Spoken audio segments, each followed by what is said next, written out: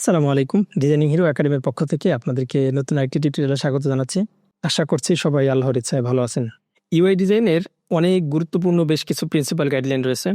যেই principal গাইডলাইনগুলো follow করার মাধ্যমেই কোনো একটি ডিজিটাল প্রোডাক্ট যখন ডিজাইন করা হয়, তখন সেই প্রোডাক্টটি সত্যিকার অর্থে পূর্ণাঙ্গতা পেয়ে থাকে। তা আপনি যখন কোনো ডিজাইন করবেন, তখন আপনি যদি এই ধরনের প্রিন্সিপাল যে গাইডলাইন রয়েছে, সেগুলো যখন ফলো করে আপনি ডিজাইন করবেন, তখন আপনার ডিজাইনটি ভিজুয়ালি দেখতে যতটা অ্যাস্থেটিক বা অ্যাট্রাকটিভ হবে, ঠিক সিমিলারলি এই প্রোডাক্টটি যখন একজন মানুষ বা ইউজার ব্যবহার করবে, তখন তাদের মধ্যে গ্রেট এক্সপিরিয়েন্স তৈরি হবে। তো সেরকমই একটি গুরুত্বপূর্ণ ইউআই ডিজাইনের প্রিন্সিপাল হচ্ছে অ্যাক্সেসিবিলিটি। তো চলুন আমরা অ্যাক্সেসিবিলিটি নিয়ে কিছুটা জানার চেষ্টা করি। তো প্রথমেই আমরা একটি পরিসংখ্যান দেখি। এই পরিসংখ্যানটি হচ্ছে WHO এবং হচ্ছে জাতিসংঘের 2023 এবং 24 সালের একটি রিপোর্ট। তো সেই রিপোর্ট অনুযায়ী বিশ্বের প্রায় 1.3 বিলিয়ন মানুষ, মানে যে জনসংখ্যা রয়েছে তার 16 বা 16% মানুষ শারীরিক বিভিন্ন ধরনের প্রতিবন্ধকতা নিয়ে দুনিয়াতে বসবাস করছে। তো প্রতি 6 জনে একজন মানুষ। তো কোয়ান্টিটিটা কিন্তু হিউজ। তো এই পরিসংখ্যানটির সাথে আসলে অ্যাক্সেসিবিলিটির বিষয়ের একটা কানেকশন রয়েছে। তো এবার আমরা দেখি অ্যাক্সেসিবিলিটির বিষয়গুলো। তো ইউআই ডিজাইনে অ্যাক্সেসিবিলিটি বলতে বোঝায় আমাদের ডিজাইনগুলো এমনভাবে ডিজাইন করা যাতে সবাই ব্যবহার করতে পারে।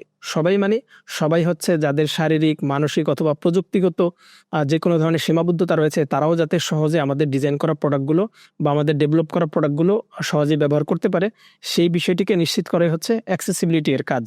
তো অ্যাক্সেসিবিলিটি এর বেশ কিছু ক্যাটাগরি রয়েছে। তো সাধারণত 5টি ক্যাটাগরি হয়ে থাকে। তো 1 নম্বর হচ্ছে ভিজুয়াল ইম্পায়ারমেন্ট, মানে হচ্ছে দৃষ্টিশক্তির সীমাবদ্ধতা। এরপর হচ্ছে হেয়ারিং ইম্পায়ারমেন্ট, মানে শ্রবণ সীমাবদ্ধতা বা শ্রবণ শক্তির সীমাবদ্ধতা। 3 নম্বর হচ্ছে মোটর বা ফিজিক্যাল ইম্পায়ারমেন্ট, মানে শারীরিক সীমাবদ্ধতা বা শারীরিক প্রতিবন্ধকতা। 4 নম্বর হচ্ছে কগনিটিভ বা লার্নিং, জ্ঞানীয় বা শেখার সীমাবদ্ধতা। 5 নম্বরে হচ্ছে স্পিচ অ্যান্ড কমিউনিকেশন ডিসঅর্ডার, মানে কথা বলার সীমাবদ্ধতা। সাধারণত মানুষের যে ডিসএবিলিটিস রয়েছে বা শারীরিক প্রতিবন্ধকতা, এই 5টা ক্যাটাগরির মধ্যেই হয়ে থাকে। তো এবার আমরা একটু বিস্তারিত দেখি। তো প্রথমে হচ্ছে ভিজুয়াল ইম্পায়ারমেন্ট। তো ভিজুয়াল ইম্পায়ারমেন্ট কি? ভিজুয়াল ইম্পায়ারমেন্ট হচ্ছে কেউ হয়তো ফুললি ব্লাইন্ড হতে পারে, অন্ধ হতে পারে, অথবা আংশিক সীমাবদ্ধতা, দৃষ্টি সীমাবদ্ধতা বা চোখে সে কম দেখে এরকম হতে পারে, অথবা হতে পারে সে কালার ব্লাইন্ডলেস। হয়তো এরকম মানুষ রয়েছে যারা হয়তো আপনি বা আমি সাধারণত যে কালারটা যেভাবে দেখি, সে সেটা সেভাবে দেখে না, সে সেটাকে অন্য কালার দেখে। এরপর হচ্ছে সে হয়তো ছোট টেক্সট দেখতে পারে না, অথবা লো কন্ট্রাস্টের যে লেখা রয়েছে সেগুলো সে পড়তে পারে না। এই ধরনের কিন্তু অনেক ধরনের এই ভিজুয়াল সীমাবদ্ধতার মানুষ রয়েছে। তো আমরা যখন যেসব ডিজাইনগুলো বা ডিজিটাল প্রোডাক্ট ডিজাইন করব, সেগুলো কি এসব মানুষ ব্যবহার করবে না? অবশ্যই ব্যবহার করবে। তাই তাদের জন্য কিছু সলিউশন নিয়ে আসতে হবে। তো কি ধরনের সলিউশন নিয়ে আসা যায় সেটা আমরা একটু একটু দেখি। তো প্রথমে হচ্ছে আমরা সাফিসিয়েন্ট কন্ট্রাস্ট ব্যবহার করতে পারি। তো সাফিসিয়েন্ট কন্ট্রাস্ট কি?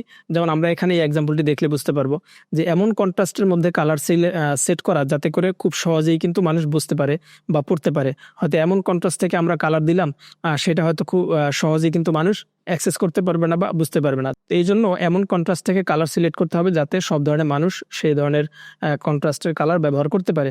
এরপরে হচ্ছে আমরা যে টেক্সটগুলো ব্যবহার করব, সেগুলো লার্জ বা বড় টেক্সট ব্যবহার করা, এমন ছোট টেক্সট ব্যবহার না করা যাতে সেটা মানুষের দেখতে সমস্যা হয়ে থাকে, বা যাদের দেখতে সমস্যা হয়, ছোট টেক্সট দেখে না, তাদের জন্য এমন অপশন রাখা যাতে করে টেক্সটগুলোকে সে বড় করে দেখতে পারে এবং সে ইজিলি আমাদের যে ইনফরমেশন রয়েছে সেগুলো সে পড়তে পারে।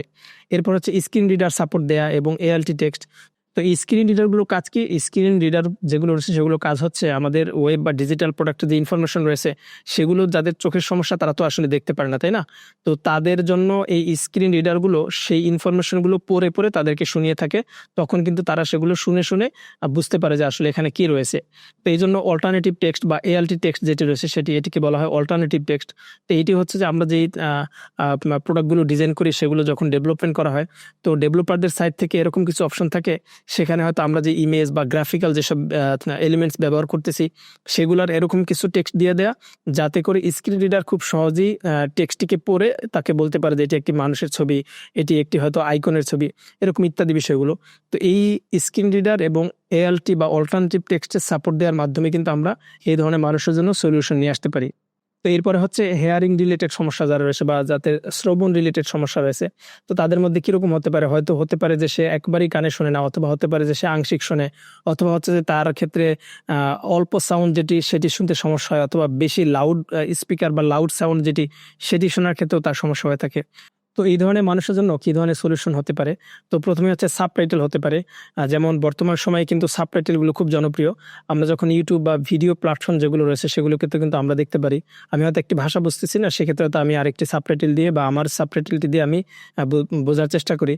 তো এরপরে হচ্ছে আপনার যারা আসলে শুনতে পারে না, তারা তো আসলে আর কি বলতেছে সেটার জন্য তারা হয়তো সাবটাইটেলটা অ্যাক্টিভ করে দিলে সে সহজেই সেখান থেকে বুঝতে পারতেছে। এরপর হচ্ছে ক্যাপশনের মাধ্যমে সলিউশন নিয়ে আসা যেতে পারে। যেমন হয়তো একটি ভিডিও রয়েছে, সেখানে আসলে কি রয়েছে সে শুনতে পারছে না। তো সেখানে ফুল ভিডিওটা হয়তো যেই কনটেন্ট রয়েছে সেটা হয়তো একটা ক্যাপশনের মাধ্যমে থাকলে ইজিলি কিন্তু সে এটাকে পড়ে বা দেখে পড়ে সে বুঝতে পারবে। এরপর হচ্ছে ভিজুয়াল নোটিফিকেশনের মাধ্যমে নিয়ে আসা যায়। ভিজুয়াল নোটিফিকেশনটা কেন প্রয়োজন হয়? ধরেন যে শুনতে পারে না, আপনি এমন একটা অপশন রয়েছে যেটাতে হয়তো একটা সাউন্ড হলো, তো সাউন্ডের কারণে তো সে আসলে শুনতে পারতেছে না। তো সাউন্ডের পাশাপাশি যদি ভিজুয়াল একটা নোটিফিকেশন বা ভিজুয়াল একটা কিছু দেয়া যায় তার সামনে, সেক্ষেত্রে কিন্তু সে সেটা দেখে সে বুঝতে পারবে যে হ্যাঁ, আমি যে কাজটি করেছি সেই কাজটি সাকসেসফুলি হয়েছে।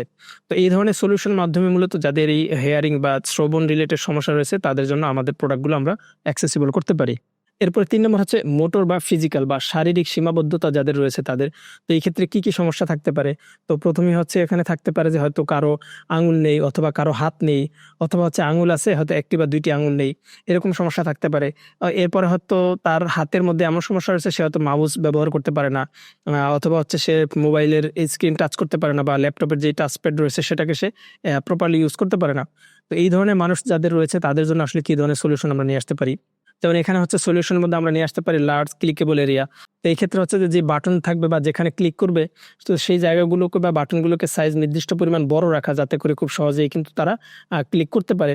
এরপর হচ্ছে কিবোর্ডের মাধ্যমে ন্যাভিগেশনের সিস্টেম দেওয়া, যেমন যেহেতু সে হাত দিয়ে মাউস ইউজ করতে পারে না, যে মাউস ইউজ করতে যারা না পারে তাদের জন্য হয়তো কিবোর্ডের অ্যারোর মাধ্যমে এক পেজ থেকে আরেক পেজে যাওয়া, ইন্টারের মাধ্যমে হয়তো সে কোনো কিছু সাবমিট করবে। এরকম কিবোর্ডের মাধ্যমেই মূলত তাকে অ্যাক্সেস দেওয়া, যাতে করে কিবোর্ড দিয়ে সে ফুল আমাদের ডিজাইনটি ব্যবহার করতে পারে। এরপর হচ্ছে ভয়েস কমান্ড সাপোর্ট। তো এটি খুবই জনপ্রিয় বর্তমান সময়ে। তো বিশেষ করে আমরা দেখতে পারি যে বাচ্চারা বা বৃদ্ধরা যারা আসলে পড়তে জানে না বা লিখতে জানে না, তো এই ভয়েস কমান্ডের মাধ্যমে মূলত আসলে সে কোনো কিছুকে টাইপ না করেও কিন্তু সে ইজিলি কিন্তু আমাদের ডিজিটাল প্রোডাক্টগুলো ব্যবহার করতে পারবে। এরপরে ৪ নম্বর হচ্ছে কগনিটিভ বা লার্নিং বা জ্ঞানীয় সীমাবদ্ধতা বা শেখার সীমাবদ্ধতা। তো এখানে কি হতে পারে? হতে পারে যে সে আসলে কোনো কিছুতে মনোযোগ ধরে রাখতে পারে না বা তার মনোযোগ থাকে না। এরপর হচ্ছে তার শেখার প্রতিবন্ধকতা রয়েছে, সে কোনো কিছু খুব সহজে শিখতে পারে না বা বুঝতে পারে না। তো এরপরে হচ্ছে ডিফিকাল্টি আন্ডারস্ট্যান্ডিং কমপ্লেক্স ইনফরমেশন। যে ইনফরমেশন রয়েছে সেগুলো হয়তো তার জন্য বুঝতে অনেক সমস্যা হয় বা সে বুঝতে পারে না। তো এই ধরনের মানুষ যাদের জ্ঞানের সীমাবদ্ধতা রয়েছে তাদের জন্য কি ধরনের সলিউশন হতে পারে? তো প্রথমে হচ্ছে সিম্পল ল্যাঙ্গুয়েজ ব্যবহার করা, আমাদের যে লেখাগুলো থাকবে সেগুলোকে এত সহজ ভাষায় ব্যবহার করা যাতে করে সহজেই তারা বুঝতে পারে। এরপর হচ্ছে স্ট্রেট ফরওয়ার্ড নেভিগেশনের যে সিস্টেমগুলো রয়েছে এগুলো খুবই সহজ করা এবং ইজি করা, যাতে কোনটার পরে কোনটা বা নেভিগেশনগুলো খুব সহজেই কিন্তু সে দেখে বুঝতে পারে। এরপর হচ্ছে ভিজুয়াল এইড। তো ভিজুয়াল এইড কি? ভিজুয়াল এইড হচ্ছে ভিজুয়ালি কোনো কিছু দেখানোর মাধ্যমে তাকে হয়তো বোঝানো যে এই জিনিসটা এইভাবে কাজ করতেছে। যেমন হয়তো কোনো একটি বাটন হতে পারে, শুধু একটি টেক্সটের বাটন। তো একটি টেক্সটের বাটন যখন থাকবে তখন কিন্তু স্বাভাবিকভাবে সে বুঝবে না যে আসলে এটি বাটন কিনা, এখানে ক্লিক করতে হবে কিনা। তো সেই ক্ষেত্রে হয়তো বাটনের নিচে ব্যাকগ্রাউন্ড দেয়া অথবা বাটনের নিচে একটা লাইন দিয়ে দেওয়া অথবা অ্যারো ইউজ করা, যাতে খুব সহজে সে বুঝতে পারে যে এই জিনিসটির আর কাজ এটি, তুমি এটি করতে পারো। তো এরপরে হচ্ছে step by step guideline. Step by step guideline বলতে হয়তো একটি প্রোডাক্ট আমরা ডিজাইন করছি, সেটা কিভাবে সে ব্যবহার করবে সেটার স্টেপ বাই স্টেপ কোনো গাইডলাইন দিয়ে তাকে বুঝিয়ে দেওয়া।